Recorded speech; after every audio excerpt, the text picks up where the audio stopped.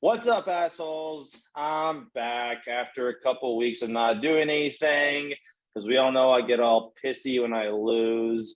So we're going to talk about a few things. We're going to talk about what all the teams have been doing the last 2 weeks. We're going to get an update on who we think is going to win this thing. We're going to update on who we think is going to win the commissioner. What the fuck is that?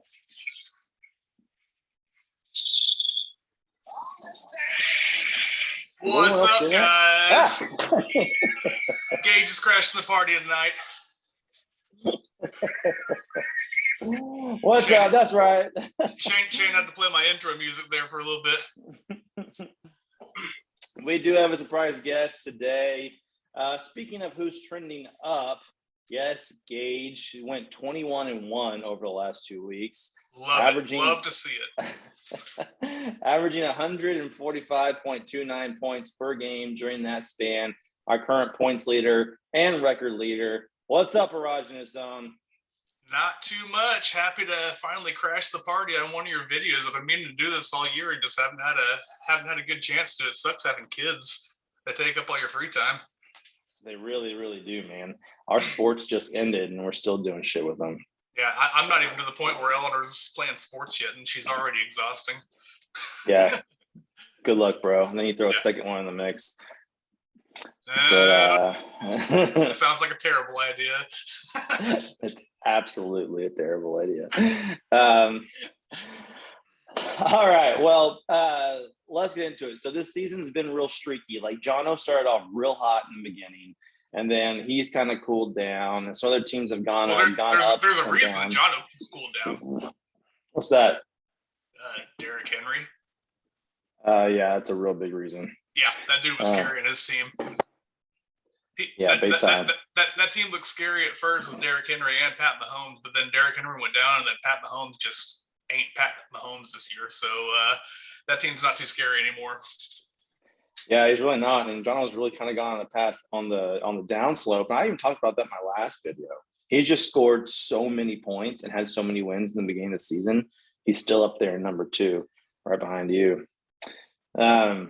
So, like I said, it's been real boom or bust for a lot of these players and a lot of these teams. But let's break it down last 2 weeks. So, like I mentioned in the beginning of the podcast, or the beginning of the video, you are sitting at the top of the table. In the last 2 weeks, you've gone 21-1. So the big difference has been the last 2 weeks for you. The big thing that stood out for me, the big difference at least, because you've been kind of kicking ass most of the season, but your DST, you take advantage of Zach and I's ridiculous scoring with the Patriots the last 2 weeks, and it's kind of been your baseline. And funny story, I mean, I don't know if you know this, Shane. I mean, you may have figured this out already, but like even with the way that you guys score defenses in this league, I still don't give a shit about the defenses. So they're usually my second to last pick, right in front of my kicker, and I'll just kind of take who's at the top of my list and just roll with it. Sometimes I'll look ahead to the end of the season and see if there's a particular team that nobody has yet that has a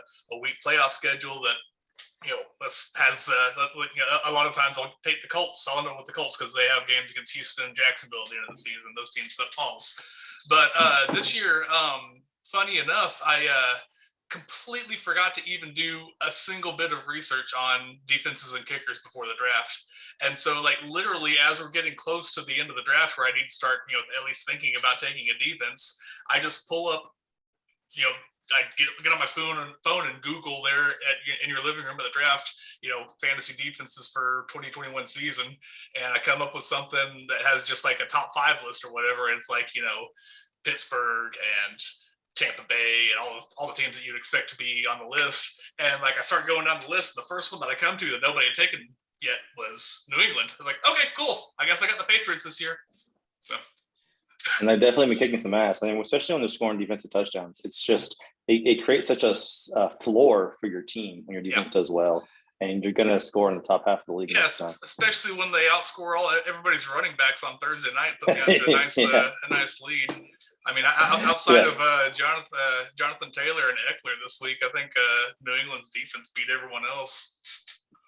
Yeah, speaking of Eckler, I mean, can you imagine if you would have had Eckler and Mixon on your team? Yeah, I'd probably be not nearly as high as I am right now. Yeah, because Eckler's been killing it. I mean, he's I talked about a lot in the last video. Zach has those two running backs that are just steady eddies. He can plug in his line up every single week. And you have Eckler. You never have to touch him. He could be, I mean, his floor is so high as well. And obviously we just saw what his ceiling is, just ridiculously stupid. So great pickup there. Okay. Seth has also been coming up the last 2 weeks, going 20-2. Yeah. How much of that do you think has to do with Aaron Jones getting hurt? I think it has a lot to do with Aaron Jones getting hurt. I mean, you made the joke about him, Nick Chubb being back, and then Nick Chubb getting COVID a couple weeks ago, and then all of a sudden we think Seth's team's gonna bite the dust because Nick Chubb is down, but AJ Dillon's been awesome for him. So Yeah. I mean, Seth has a good team. He definitely deserves to be where he's at in the standings, but it's going to be interesting to see how his team fares when Aaron Jones is back and AJ Dillon isn't worthy of a starting spot anymore. It's really true because he has, he's got Josh Allen, who could be a week winner himself, league winner. But I mean, if we're talking about 2020 Josh Allen, 2021 Josh Allen has not been nearly as good. And then his wide receivers are just young and old. Renfro, Waddle, and Evans. So they're nobody in their prime. Nobody's in their prime.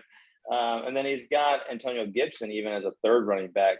But he's been a little bit of a disappointment this year as well. So down this year. I think he's been playing hurt the entire season, and I feel like it's he's either going to keep struggling or they're going to shut him down, and either way, it's not good for Seth. Yeah. All right. Our 2020 loser, our buddy Rohan, who we attributed the intro to, if you didn't get that, does Jonathan Taylor have enough to keep him in the playoffs? That's a good question. I mean, Jonathan Taylor's been so good this year. He is the RB1 this year so far, right? He is the one player. Like, I think that he's above the role quarterbacks. Like, it's just dumb. Yeah. Yeah, I'm looking at the squad here. I mean, Jonathan Taylor is obviously great. Stephon Diggs is great. Dak on paper should be great, but he's been really up and down this year and mostly down lately. And he's got all sorts of Cowboys up and down his roster. So if Dak ain't scoring, then none of them are scoring either. So it's going to be a matter of whether Taylor can put up enough touchdowns to keep him in the playoffs. And I think he's got a pretty good chance. But I guess we'll get to that a little bit later on my predictions on how everything shakes up. We're just talking about individual teams at this point. Cool. Yeah. And then, so there was quite a gap. Like these last 2 weeks were pretty top heavy with you and Seth. I mean, y'all won 41 games and lost 3. And then, Rowe went 15-7, and then behind him was Lane at 13-9. Kirk Cousins kind of came to life again. He was good in the beginning of the season, then he took a break, and then he's kind of helped him out these last 2 weeks. But other than that, we had one good week from Freiermuth. Montgomery's been disappointing. I know the Bills have been good. I feel like his team is kind of hanging on by a thread almost. Yeah, Lane's team is just so unexciting. He's got a bunch of good players, but no great players, and right. I feel like that's probably good enough to lose in the first round of the playoffs. Yeah, so, sounds about right. Especially, we were just talking about Aaron Jones. There's always a chance that he comes back and just is a beast for the Packers. But coming off an injury, you never know. Yeah, but other than him, I mean, I think Swift has a lot of upside, but he's on the fucking Detroit Lions. I mean, what's your he's always got that there? Bringing him down. Yeah. Okay. Next is my co-commish. Round Rock Regulators, who's been the 5th best team over the last 2 weeks at 12-10. So he's only improved his record by 2 games from where he was. Showing some signs of life. Showing some signs. He's hanging on by a thread as well. He is in the hunt with me, which we'll get to later. I think it's just been Aaron Rodgers. I mean, really, it was 1 week of Aaron Rodgers where he won most of those games. And even with Aaron Rodgers having that good week last week, all his other players kind of shut the bed. He could have blown up, but he didn't. I almost beat him, and my team sucked that week. And losing losing Robert Woods obviously wasn't helpful, but what do you see on his team? True. Yeah, I had forgotten about Robert Woods. That was a tough break. It'll be interesting to see if he can tread water this week with Kelsey on bye. He's got Dan Arnold playing tight end at the moment. I don't know if he's got any waiver claims in for tomorrow morning, but if he can stay on pace with you and Rowe and Kevin, I guess is the other guy that y'all are kind of battling with for playoff positioning. This week's going to be huge for Zach to just stay in the race. If he can stay in the race, then he's got a chance to get back in it. But it's gonna be tough with his best player on bye. Yeah, and I think that it all hinges on Aaron Rodgers almost week to week, because even if James Robinson and Najee Harris finish still top 12, he just doesn't have the rest of the squad to keep him above water, and even in the top half of the league without Aaron Rodgers doing something. So I think his team is almost more quarterback dependent on than any other team that I see. But Rodgers done well, so we'll just see how that turns out. Yeah, outside of that one game against New Orleans, game 1 of the season, I don't know what happened there, but Rodgers has been really good. Mm-hmm. Yeah.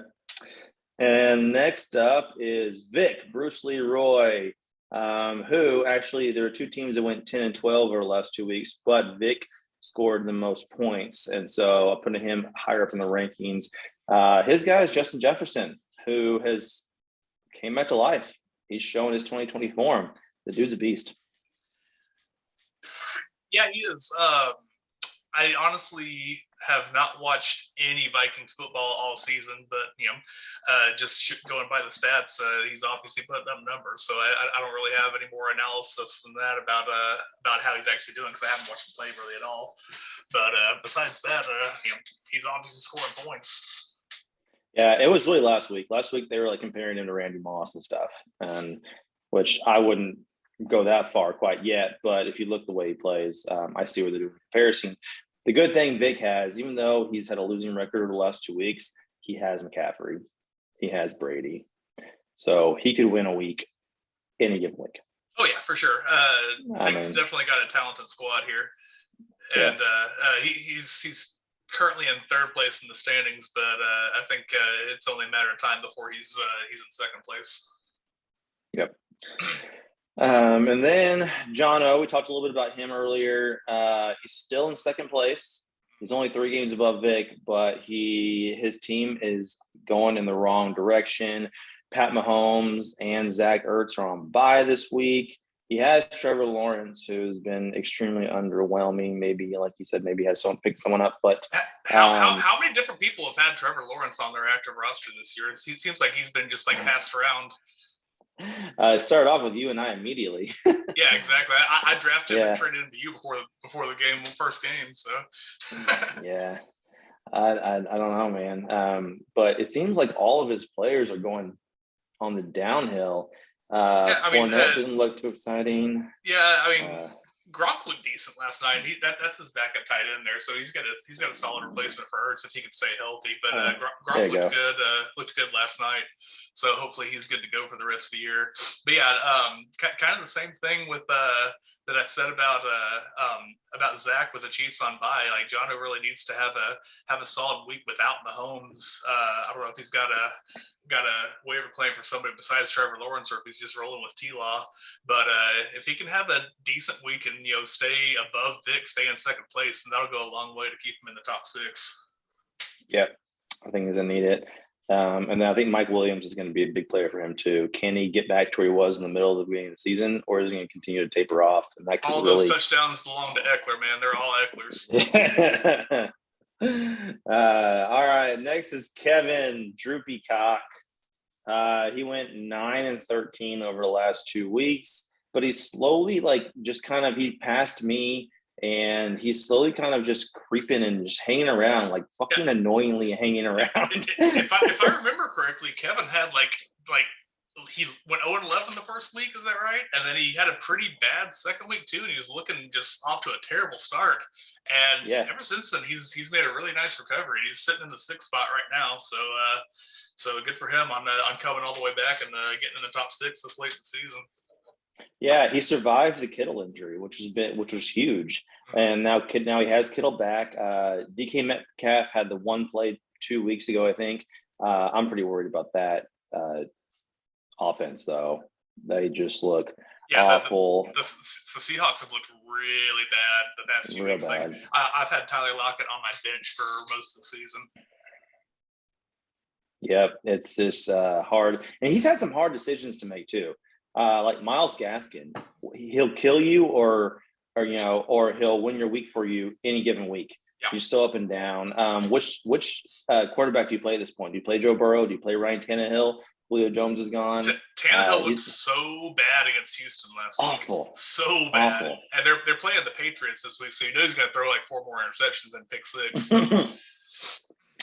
I think that he rode Cordarrelle Patterson in his prime, and that kind of got him here. Yeah, I mean, I feel like anybody that's got Cordarrelle Patterson on their roster is probably liking where they're at in the standings, because that's just one of those guys that obviously nobody drafted, came out of nowhere, and one of those waiver claims that can win you a league in certain cases. Dude, in my dynasty league, I had 4 Atlanta running backs on my team because I wanted to get the starter because nobody knew who it was going to be. And the only one I didn't pick up was Cordarrelle Patterson. No, I was like, that guy's a wide receiver. I'm not going to pick up that guy. I even had Caleb Huntley, who's hurt on the practice squad right now. I don't even know who that is. Exactly. That's how far down I went to just be determined to get the Atlanta starter. And Cordarrelle Patterson, the only one. I was telling people, like, don't draft him. That's stupid, guys. He's been a utility gadget player his whole career. Man, was I wrong. So what one guy that we didn't mention about Kevin's roster is Antonio Brown.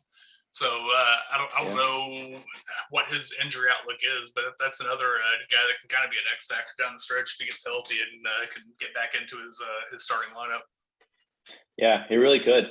And it could really hurt Chris Godwin and Mike Evans, because if Antonio Brown comes out, I don't think it'll hurt Gronk. But Brady likes him. Brady just straight up likes him. And when that guy's on the field, it makes Brady better. But those other 2 wide receivers not as good. But yeah, he could definitely be an awesome flex, especially if Elijah Moore doesn't keep on going and doing what he's doing, which I don't think he will, because he's a fucking jet. Well, yeah, Elijah Moore's been good, but Wilson's supposed to be getting the start for the Jets this weekend, so it'll be interesting to see. Like, it seems like Elijah Moore has done most of his damage since Zach Wilson has been out. So the Jets really didn't do much of anything in those first few games with Wilson playing quarterback. So it'll be interesting to see if the offense has improved enough to support him, or if it was him being the problem all along. I don't know. Yeah, but also both players are more seasoned. Well, at least Elijah Moore is. But we'll see how that goes going forward. He's definitely a guy that I need to beat week in and week out. I know that for sure. Speaking of me, then there I am at 7-15. I have not had a good couple of weeks. I've eked out 7 games. I'm definitely staying alive. And I said my issue is my running backs. What are you saying? Let's see. Well, the Barkley injury. And yeah. Oh, yeah, but I guess Barkley was hurt, but he's back now. I mean, you got Michael Gallup playing in your starting lineup now? I guess because CD may not play. I guess you got him. If he doesn't play. Him or CD. Yeah, I mean, it'd be nice if you still had Tyreek Hill, right? No, I'm good. Because he's been really underwhelming. He'll win you a championship. He did not get you here. Yeah. He did in the first couple games, but he will win you a championship. Yeah, I'm looking at your running backs and your receivers, and really the only guy that gets me excited is Joe Mixon. So just you just don't have a whole. It's kind of like what I said about Lane. You've got a team of good players, but not really any great players.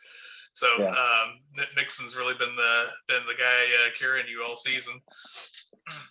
Yeah, what I need Barkley to be great at the end of the season, and it's been a toss up. That's why I've rode my whole season based on maybe the Giants firing Jason Garrett will light a fire under their asses, and they'll start scoring some points for you.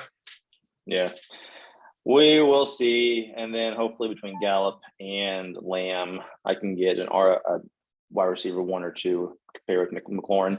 Jalen Hurts is kind of scaring me. I know Zach actually has high hopes for him. He says he's going to be good the rest of the season. But if he's not scoring rushing touchdowns, he's not doing anything.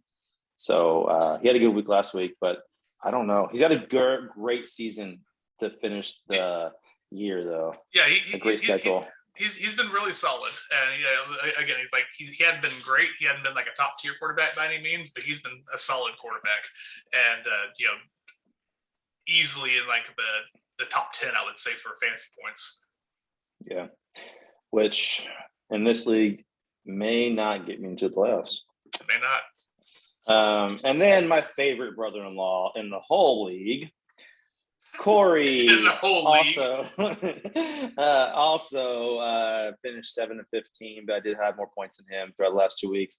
I said his issue is Lamar Jackson being hurt, but he doesn't really have. He's like a poor man's my team almost. And you're a poor man's somebody else's team, so. The thing is, like, he has exciting players. He has Deebo Samuel. He has Lamar Jackson. Clyde, CEH got hurt. Zeke's been solid. Pittman and Thielen been scoring touchdowns. Zeke's been solid, but you expect more than just solid from Zeke.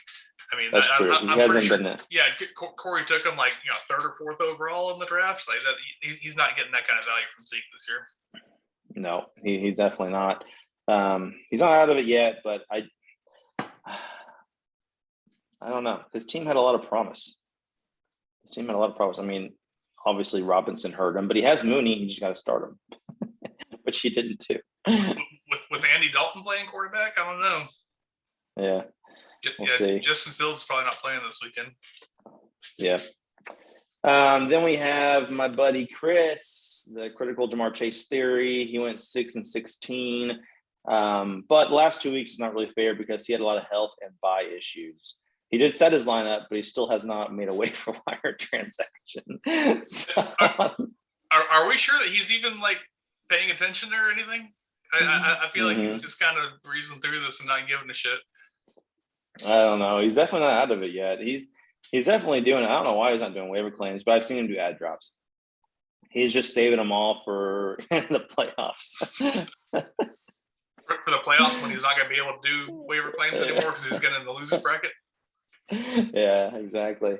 But he's really got, with Kamara hurt and Hopkins. He doesn't have any running backs, and then Hopkins. Why the fuck is Juju still on his roster? I don't know. Maybe he doesn't watch my videos. I've told him. Get him off your roster. How long has Cooper Kupp been on his bench? Hopefully just through the bye. Are we sure about that? Yeah. Because I mean, last week he set a perfect lineup because all of his players are either on bye or hurt on his bench. Yeah. Yeah. Okay. Remind me to circle back to that once we're done here. I was gonna point something out about perfect lineups. Okay.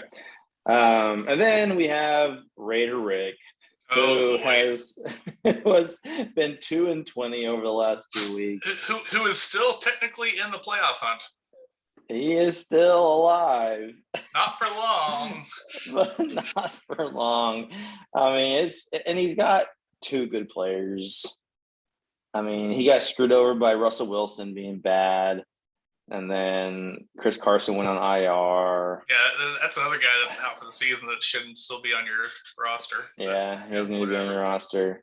And I mean, that was it. And he's got Dalvin Cook and Darren Waller, and those two haven't been good enough to carry his team because they've been kind of underwhelming for where you drafted them to. Yeah, Darren Waller is kind of a sucker's draft this year. Like a bunch of people took him really high, and he just hasn't lived up to the expectations this year. He was really good last year, just couldn't put it all together again this year. Yeah, I think a little bit that has to do with the Raiders and the culture and everything that's going on there. It's kind of been shitty. Even before all the shit went and hit the fan in Las Vegas, so like Waller wasn't nearly as good as he had been last year. So I'm not sure how much that actually has to do with any of it. You're right. It is a completely fucked up situation in Las Vegas right now. Fuck that, dude. But yeah, I'm not sure how much that is affecting Waller's fantasy value. Yeah. All right. On to the standings and the tiers. Congratulations. I put you in a tier of your own. Well deserved. I call it the Aaron's Dick and Balls tier. But the good thing about that, Aaron's erogenous zone, all that. We don't have to worry about you much anymore because if you beat us, it doesn't really affect anybody because we're not going for point leader or anything. So we don't have to give shit about you beating us anymore. So that's the good thing about you being your own tier. I was looking at that this afternoon, and like I've got a pretty substantial lead in the standings and also a pretty substantial lead in the points. So it's like it's gonna be tough for anybody to catch me in either direction there. Yeah. So you can just cruise and we can just kind of write you off until we see you in the playoffs. The next tier is Jono, Vic, and Seth in the second tier. These three have the best chance to make the playoffs other than you. And since the seeds don't matter, I said they can just relax a bit and just take some time off so we can all catch up. I'd appreciate that. But those three are really sitting pretty. They have the last one in that tier is Seth, who has a 7-game lead above Lane, who's the leader of the second tier. Really what you want to be looking at is not necessarily Lane or Kevin is, as far as playoffs goes, is Rowe, who's currently in 7th place. So like if you want to look at, distance over playoffs, then like, Seth being in 4th place at 71 wins has a 9-game lead over the guy that would be if somebody were to push him out of the playoffs right now, it would be Rowe. So that's really who you want to be concerned with, this guy in 7th place. So. Right. And they have a 9-game lead above that, like you said. So they're sitting pretty. The next one is a dogfight tier. I didn't put me in this tier quite yet, but this is a Lane, Drew Peacock, and 2020 loser. But I just think any three of these teams could drop pretty quick. I think it's going to be hard for them to stay above water. Like we talked about Rowe and, Lane's team just without superstars. But right now, those three are in the dogfight to really battle for two spots. Then I have the Kamish and Langen tier, officially in the hunt. But if Zach and I get knocked out, we're going to be battling each other to the end. So we have to get that damn license plate bracket. Unless Chris starts to make some waiver claims and starts to make some changes, it'll probably be Zach and I fighting to get out of that tier into the top tier over the next couple of weeks. I think Langen is closer to the bottom tier than he is to y'all. Even though he's only 1 game behind Zach, just the amount of attention that he pays to this, it just seems like he's just as likely to make the playoffs as Corey and Rick. Yep. And then we have the Corey and Ricky tier, which I just named it that because that's all it is. That's being generous to Rick. I feel like both of these guys are in a tier of their own. Yeah, I thought about that too. But honestly, both of them have one goal at this point, not to be 2021 losers. It's to beat the other guy. Yeah, that's really all they're trying to do is to beat the other guy. But Corey's winning that fight handedly. So Rick's gonna have to do some things if he wants to not be 2021 loser. Anyway, what are your take on the standings overall? I mean, I can't really argue with anything that you just said. Like I said, when I was kind of doing my my precursor to Gage's clinch report that'll be coming out next week. Just looking at I'm really close to being possibly able to clinch this week, but not quite. Like I said, Rowe is the guy we're looking at there, and the way I always do it is, you take like how many wins if I went out, how many wins would I have with 3 weeks left? You add 33 to that, so I'd have 116, and just and do the same thing with the 2020 loser. So when I did the math earlier, it was like a 1 game difference of like if I had a perfect week and and Rowe had a terrible week if I could clinch this week, but it can't happen. Cool.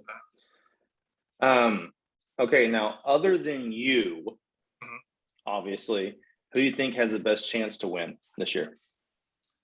So we already talked about how I don't think John is a threat with Derrick Henry going down. So I mean, he's the guy in second place right now, but I feel like I think of him as further down the standings than that, just because I feel like his team is trending down as opposed to the opposite direction.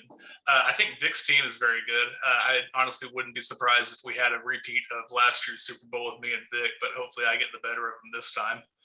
Other than that, I think Droopy is probably the team that I'm most concerned with.